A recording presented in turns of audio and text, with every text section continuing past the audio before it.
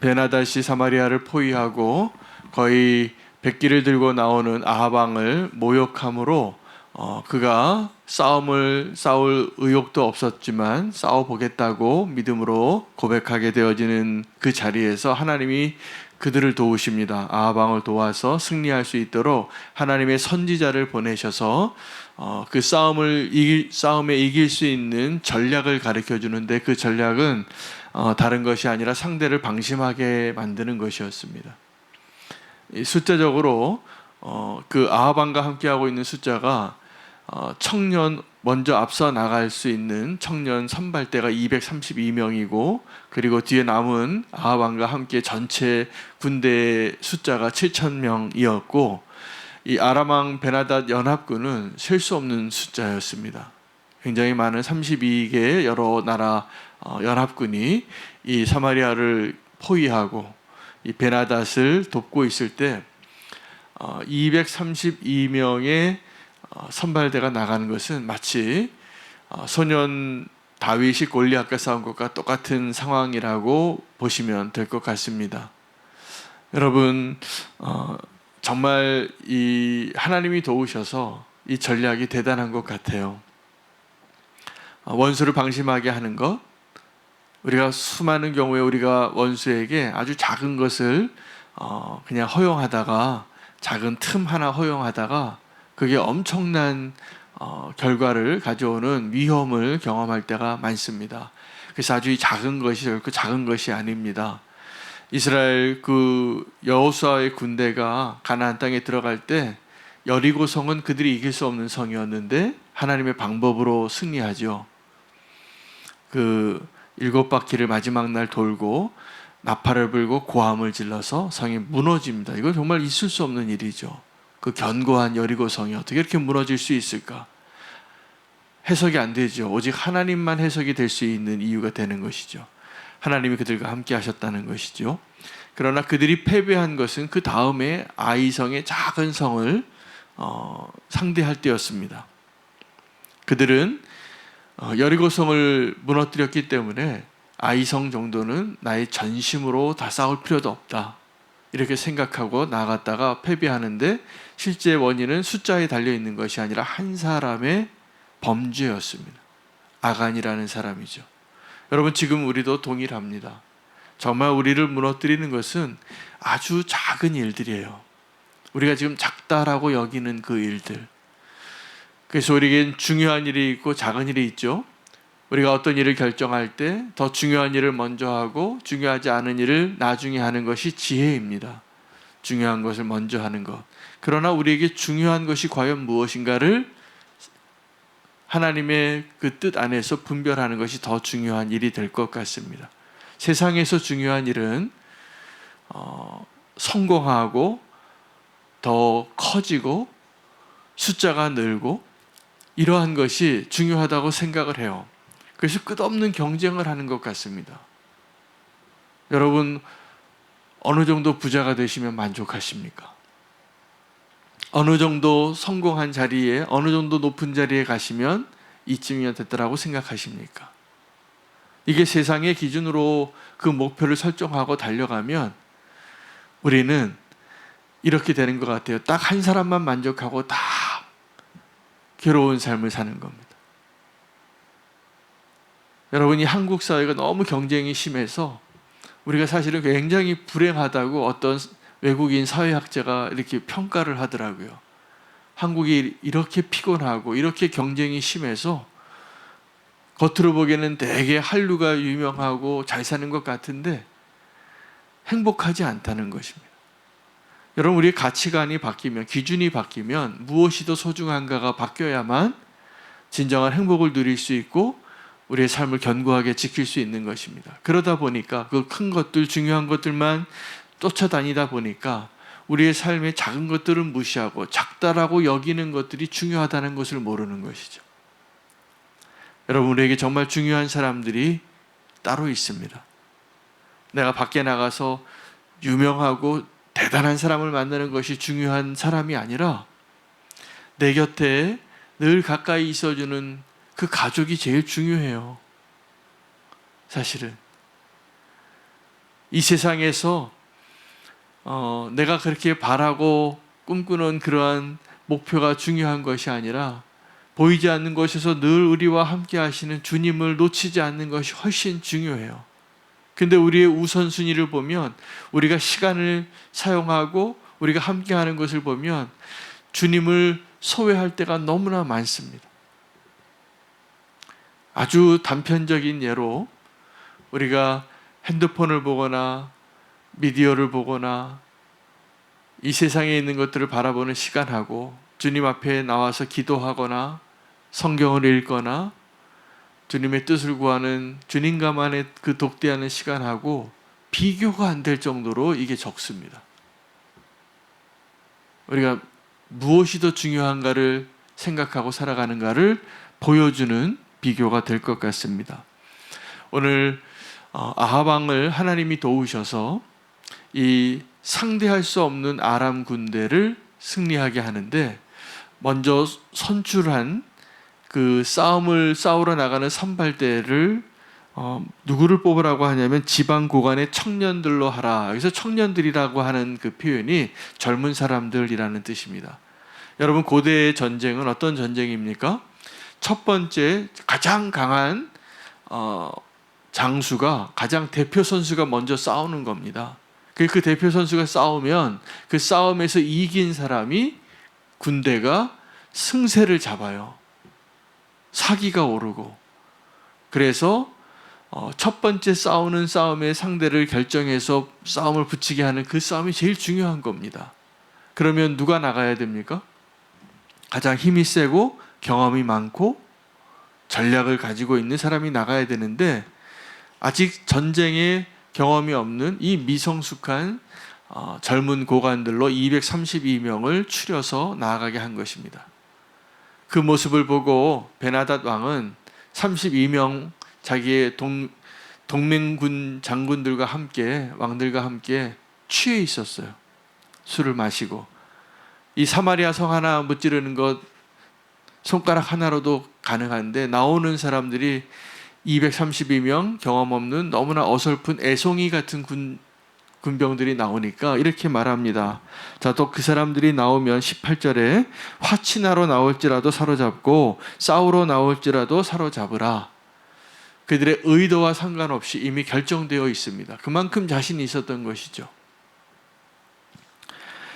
자, 그런데 결과는 어떻게 되냐면 하나님이 도우셔서 그 232명의 경험 없는 젊은 군사들이 승리를 거둡니다. 왜요?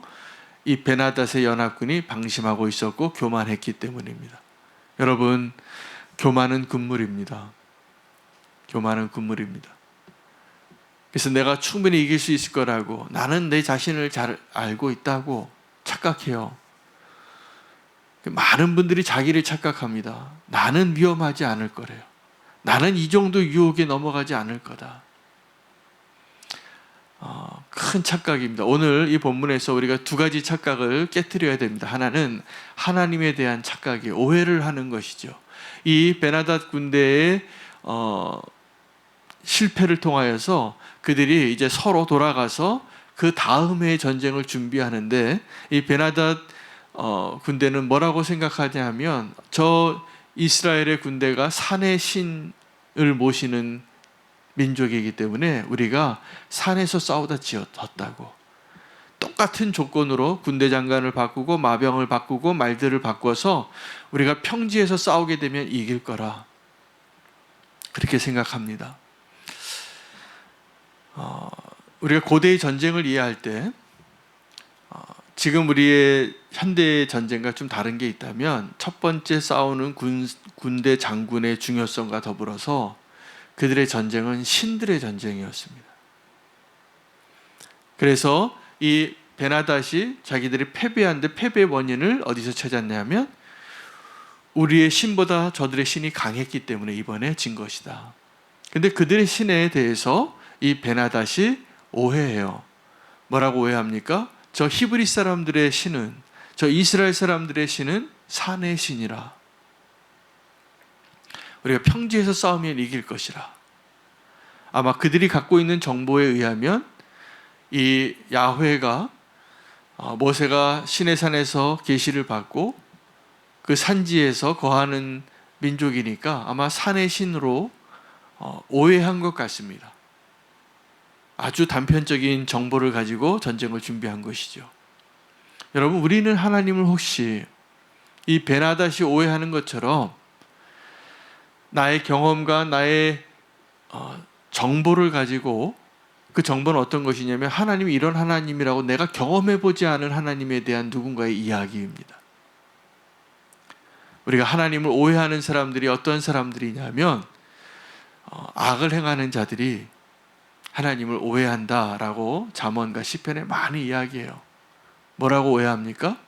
저 악인들이, 하나님이 그 악인들을 아직 심판하지 않고 내버려 두시는 그 기간 가운데 자기들이 죄를 짓고도 심판을 받지 않으니까 하나님이 자기와 같은 줄 안다라고 착각한다는 거예요.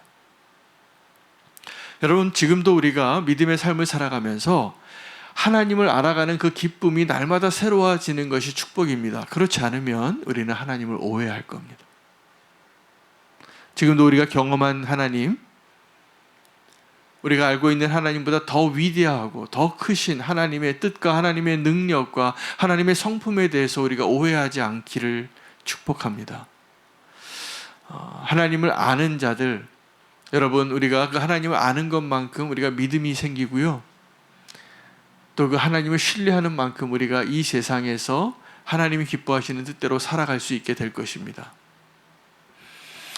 아합 왕이 하나님의 도우심으로 선지자가 아합 왕에게 다가가서 도우면서 왜 돕는지를 설명해요. 그게 13절에 나와요. 한번 보시겠습니다.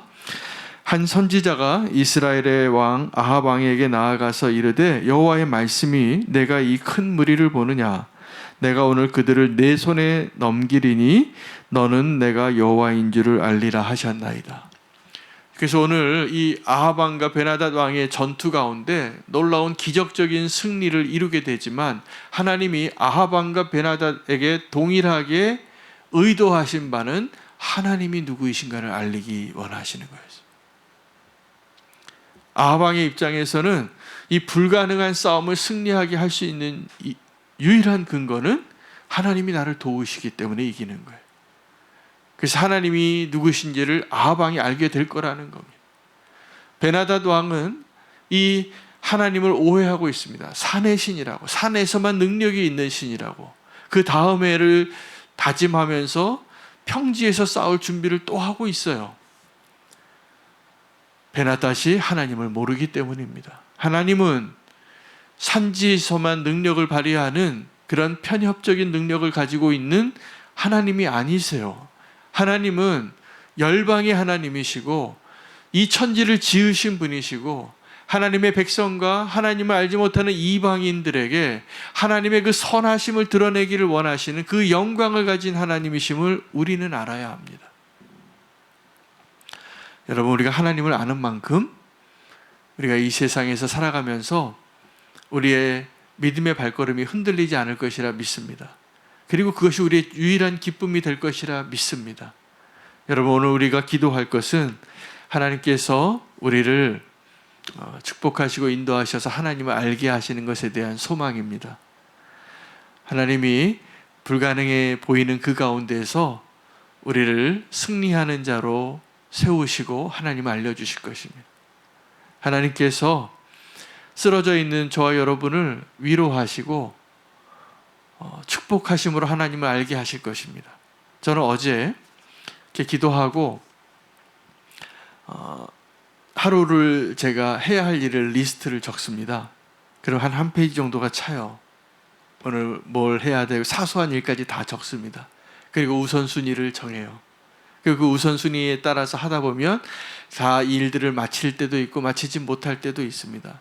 그런데 한 반 칸 정도를 비워서 제가 늘 채우는 내용들이 있는데, 내가 오늘 계획하지 않은 일 가운데 하나님이 내게 주신 허락하신 만남이나 축복이나 내가 경험한 하루의 일들을 마지막 순간에 이렇게 적어봐요. 그런데 내가 계획하고 알지 못했던 새로운 일들을 하나님이 늘 허락하시는 것을 경험합니다. 선물이죠.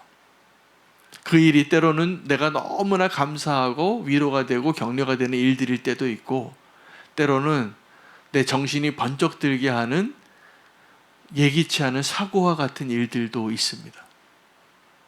여러분, 오늘도 하나님께서 저와 여러분에게 오늘이라는 시간 안에 하나님을 알게 하실 놀라운 선물과 또 하나님의 격려와 또 하나님이 경고하시는 것들을 경험하실 것이라 저는 믿습니다.